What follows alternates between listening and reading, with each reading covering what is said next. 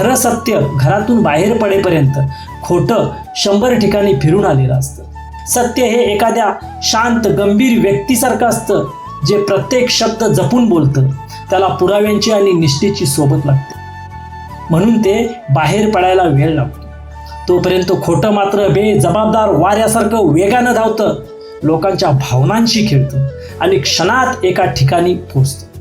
जेव्हा खोटं लोकांच्या मनात घर करतं, तेव्हा सत्य कितीही मोठं असलं तरी त्याला स्वतःची बाजू मांडायला जागा मिळत नाही. एखादी व्यक्ती खोट्या आरोपामुळे समाजाच्या नजरेतून उतरते, तेव्हा तिचे मन किती दुखावते हे फक्त तिलाच माहीत असते. पण या सगळ्यात सत्याची खरी ताकद दडलेली आहे. खोटं कितीही वेगाने धावलं तरी त्याला पाय नसतात. त्यांचं आयुष्य क्षणभंगुर असतं. सत्य मात्र हळू चालतं, पण त्याचा पाया मजबूत असतो.